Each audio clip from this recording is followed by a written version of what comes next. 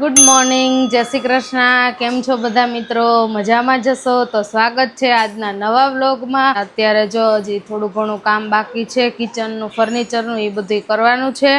અને અમારા મનસ્વી બેન જો અહીંયા બેસી ગયા છે ટીવી જોવા માટે. ગુડ મોર્નિંગ, જેસી કરો.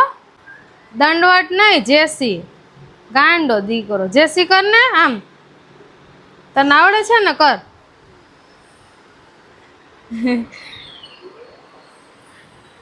તો ટીવી જોતી હોય એટલે એને મન હોય ને તો જ કરે, બાકી એ જવાબ ના આપે. બાજુ જો લોટ બધો તૈયાર જ છે, કાલે દળાવીને લઈ આવ્યા. હવે એ બધો ચારવાનો છે, પછી પોતાને એવું બધું કરવાનું છે. હમણાં થોડુંક ઘરનું આવું આડાવડું કામકાજ ચાલુ છે અને થોડુંક વરસાદ જેવું વાતાવરણ થઈ ગયું છે, છાંટા ને એવું આવે છે. કપડાં ને બધું સુકવવામાં થોડોક પ્રોબ્લેમ થાય, પણ ધીમે ધીમે બધું કામ થઈ જાય છે.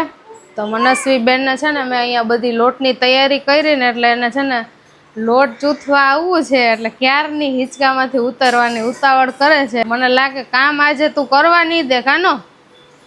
હા, બેઠી છે ને હિંચકામાં, ત્યાં મારું બધું ફટાફટ કામ છે ને એ પતાવી લઉં, બાકી મને કાંઈ કરવા નહીં દે. હું ને મનસ્વી નાહી ધોઈને ફ્રેશ થઈ ગયા. મનસ્વી માટે બને છે રાગીનો શીરો.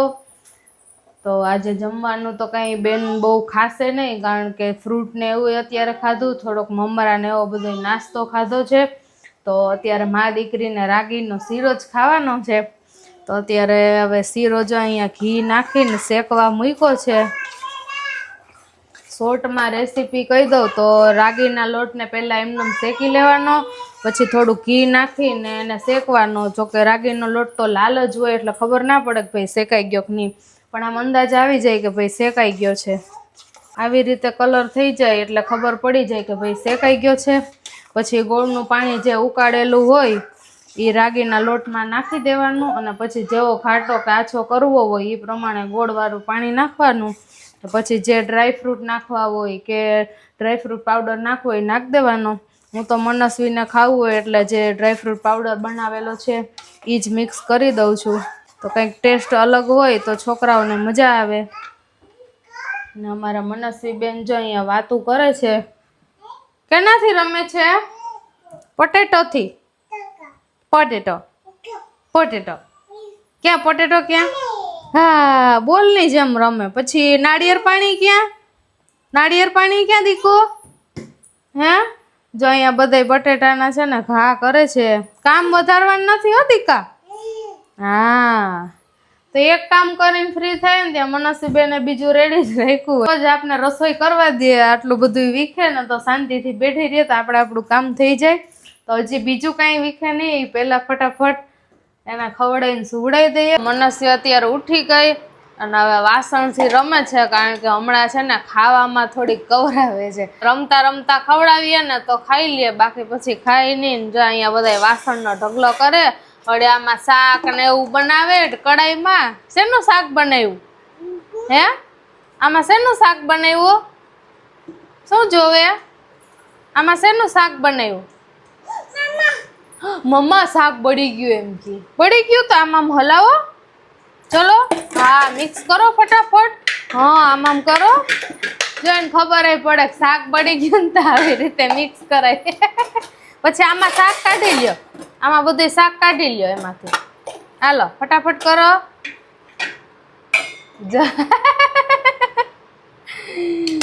એવી ખબર પડે કે શાક બનાવીએ ને શાક વાટકામાં કાઢી લઈએ ને કાકાનો. હા, પછી શેનું શાક બનાવ્યું? હે, તો આવી રીતે જો વાસણથી રમવામાં હચવાય ને ત્યાં આપણું કામે થઈ જાય ને એનું કામે થઈ જાય. તો મનસ્વી બેનને એના ડેડી ઓફિસેથી આવીને તરત લઈ ગયા છે નીચે, કારણ કે ડેડી આવે એટલે પછી બેન ઘરમાં ટકે નહીં, એક ચક્કર મારવા તો જવું જ પડે.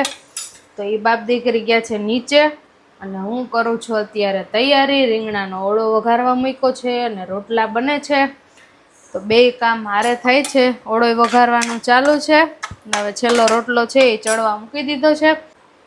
હવે થોડુંક ઠંડુ વાતાવરણ થયું છે એટલે રીંગણાનો ઓરો ને એવું બધું ખાવાની મજા આવે. મારો તો ફેવરિટ છે એટલે ઓળો તો બહુ મજા આવી જાય ખાવાની. તમારું શું ફેવરિટ છે કમેન્ટમાં જણાવજો. અમે તો વધારે પડતો ઓરો જ બનાવીએ છીએ, શાક તો ઓછું હોય અમારે. અમારા મનસ્વી બેન ગયા છે ને ત્યાં બધી રસોઈ કમ્પ્લીટ કરી લઈએ, પછી આવશે એટલે પાછું રોવાનું બધું ચાલુ કરી દઈએ, એટલે કંઈ મેળ ના હોય મેડમનો છે ને ત્યાં સુધીમાં ફટાફટ બધું રસોઈનું કામ છે મોસ્ટલી લગભગ પતવા જ આવ્યું છે. હવે ખાલી એક રોટલો ચડે એટલે સીધું ઓળો વઘારીને જમવા જ બેસવાનું છે. દેવીના બોટલ લઈને શું આટા મારો? મનસ્વીને લઈને જવાનું છે ચક્કર મારવા માટે બહાર. હા, તો પછી એની બધી તૈયારી તો કરવી પડે. હવે આજે એને આ બોટલ ઉપાડી છે, બાકી તો એ બીજી પેલી સ્પોર્ટ વાળી આપણે લઈએ એ લઈ જઈએ છીએ. અલગ અલગ બધી બોટલ લઈ જાય. હા, આજે એને આ બોટલ યાદ આવી ગઈ એટલે આ ઉપાડી. એટલે આને ભરી અને પ્રિપેરેશન કરી છે ને હવે જવાનું છે મનસ્વીને લઈને બહાર. મનસ્વી તો ખબર નહીં રમતી રમતી જો ઓજસના ઘરે ગઈ છે. એ બહાર રમવા જતી રહી. એટલે હમણાં છે ને જો રમકડા આપણે એમને એમ જ છે, કારણ કે ઓજસ જોડે રમવા જતી રહે. ઓજસ જોડે રમવા જતી રહે ને હમણાં થોડોક રમકડામાં ઇન્ટરેસ્ટ બહુ ઓછો આવે છે એવું લાગે છે બેનને. એટલે હવે જો એને ડેડી બહાર નીકળ્યા ને એટલે ભાગશે. ચલો જાવું નથી? ડેડી જાય છો? ક્યાં ગઈ? ચલો આવું છે. જાવું છે તારે?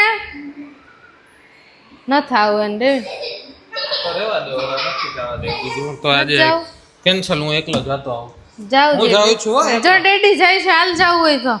જો હમણાં લિફ્ટ પાસે જાય ને એટલે ભાગશો. જા તું રમ, ઓજસ જોડે રમ તું અહીંયા.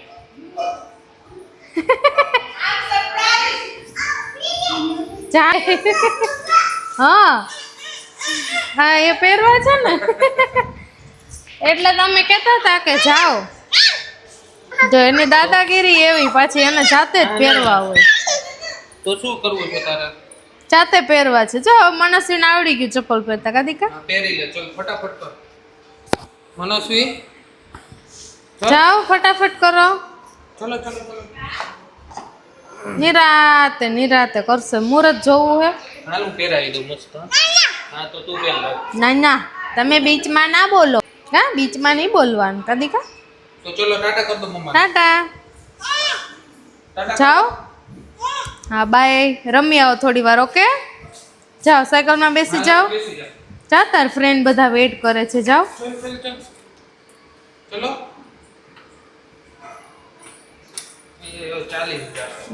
એને જો નખરા જ હોય. સાયકલ અહીંયા હોય, જવું ના હોય. બાય બાય બાય કર. તો બાય નથી કરતી. કયો ના કરે બાય દીકા.